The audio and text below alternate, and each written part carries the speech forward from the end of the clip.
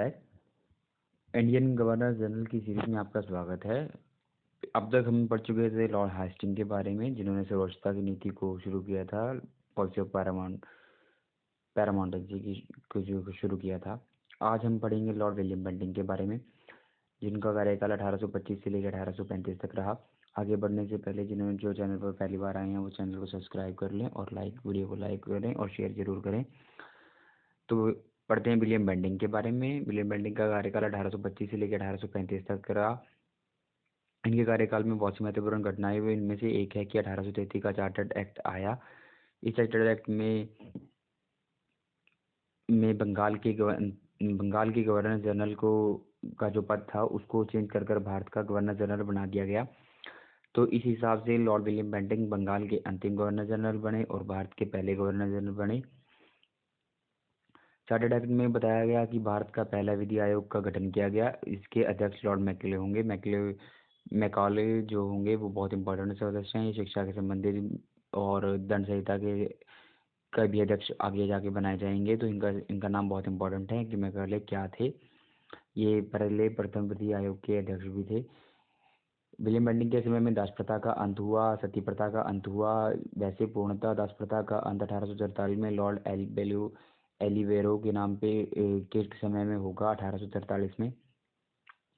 और William Bentinck जब 1803 में मद्रास के गवर्नर थे, बंगाल का गवर्नर जनरल बनने से पहले जब ये 1803 में मद्रास के गवर्नर थे, तब इनके समय में वेल्लोर विद्रोह हुआ था, जिसे जातिगत चिन्हों पर जो आधारित था।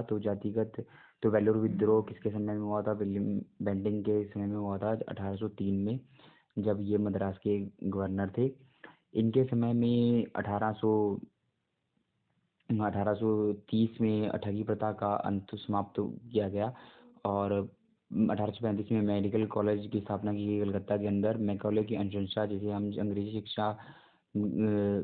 अंग्रेजी को शिक्षा का माध्यम बना दिया गया है। मैकाले की अनुशंसा किस पर आधारित है? तो ये शिक्षा के सुधारों पर आधारित है। मैकाले ही इसके अध्यक्ष थे, इसलिए इसका नाम मैकाले था और मैकाले को ही प्रथम विधि आयोग का अध्यक्ष भी बनाया गया था। इसके बाद बात करते हैं लॉर्ड मेटकैफ की।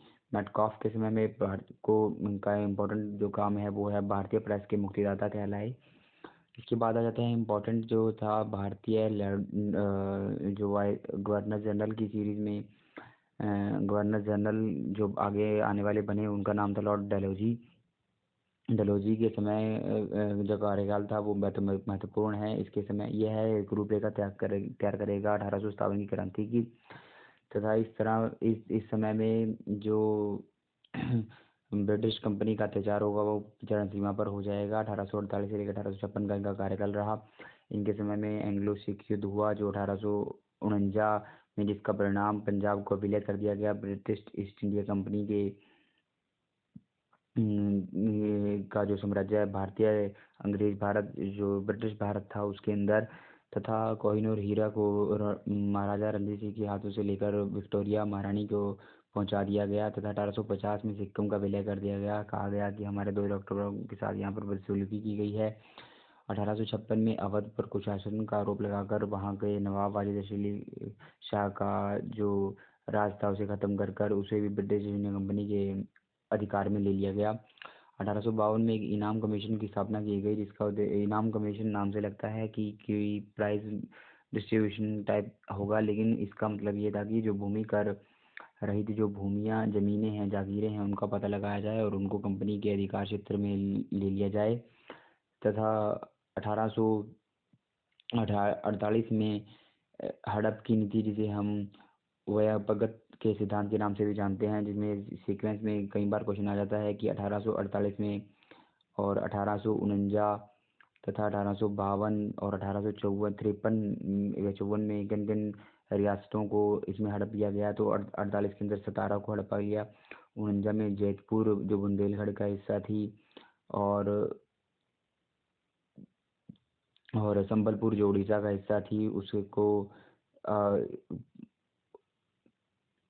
उनको हड़प लिया गया। तो सीक्वेंस आ जाता है कई बार कि 48 में किसको हड़पा, 49 में किसको और 50 में किसको। तो याद रखना है 48 में 17 तथा 49 में जैतपुर को तथा 49 में संबलपुर उड़ीसा को तथा 50 में बगात जो हिमाचल प्रदेश का हिस्सा था। MP का हिस्सा उदयपुर को 52 में तथा 1853 में झांसी को, 54 में नागपुर को हड़प लिया गया।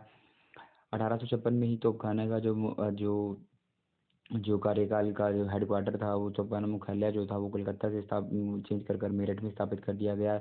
वहीं सेना का मुख्यालय शिमला में स्थापित किया गया 1856 के अंदर। 54 में ही शिक्षा संबंधी सुधार, जिसे हम वुड डिस्पैच नीति के रूप में जानते हैं, वो आए, जो एनरो वल्लभनगर स्कूल पर आधारित मॉडल। इसके तहत मॉडल एनरो वल्लभनगर मॉडल पर स्कूल खोले गए, जिसमें जो शिक्षा संबंधी सुधारों में महत्वपूर्ण कदम था, जिसे वुड डिस्पैच नीति के नाम से जाना जाता है।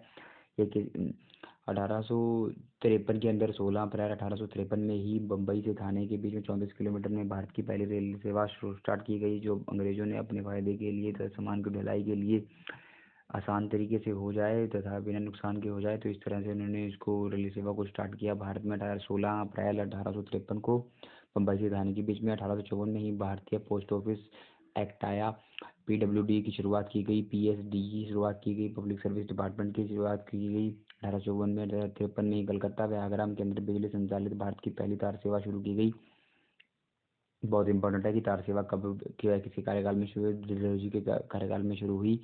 डलहौजी के कार्यकाल में दूसरा महत्वपूर्ण कार्य यह रहा कि एक चार्टर्ड अधिनियम आया 1853 का, जिसके अनुसार जो कि कंपनी के पहले जो प्रशासनिक अधिकारी थे, पहले कंपनी के अधिकारी जो बड़े अधिकारी थे वो ही इसका निर्णय ले लिया करते थे, लेकिन अब अधिनियम के अनुसार जो कंपनी में कंपनी के जो प्रशासनिक अधिकारी थे, उनकी नियुक्ति के लिए एक प्रतियोगिता परीक्षा करवाई जाएगी, जिसकी शुरुआत कर दी गई थी तथा इसके अध्यक्ष 1854 में मैकॉले समिति की बनाकर मैकॉले को ही इसका अध्यक्ष बना दिया गया। और इस एक्ट के हिसाब से 1863 में जाकर पहले भारतीय जो होंगे वो जो एग्ज़ाम पास कर प्रशासनिक अधिकारी बनेंगे, उनका नाम सत्येंद्र नाथ टैगोर होगा, जो 1863 में एग्ज़ाम पास करेंगे।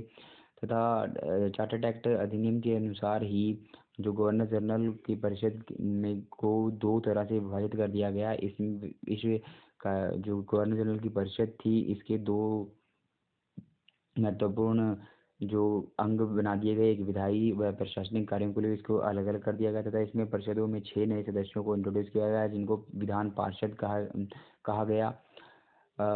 दोनों बातें अलग अलग कर दी गई, विधायी कार्य व प्रशासनिक कार्यों को। यहाँ पर बहुत इंपॉर्टेंट नाम आ जाता है रविंद्रनाथ टैगोर का तथा सत्येंद्र नाथ टैगोर का, जो दोनों ही भाई थे, जो आपस में दोनों भाई थे। देखिए, दोनों ही पहले जो सत्येंद्र नाथ टैगोर थे, वो पहले 1853 में पहले भारतीय बने जो IAS अधिकारी बनेंगे, प्रशासनिक अधिकारी बनेंगे, तो पहले भारतीय हैं। और रविंद्रनाथ टैगोर 1911 में पहले भारतीय होंगे जिनको नोबेल प्राप्त होगा।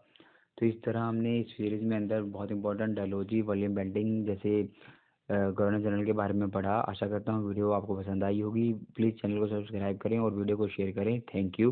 कंटिन्यूटी अगली हम बनाए रखेंगे इसमें। Thank you.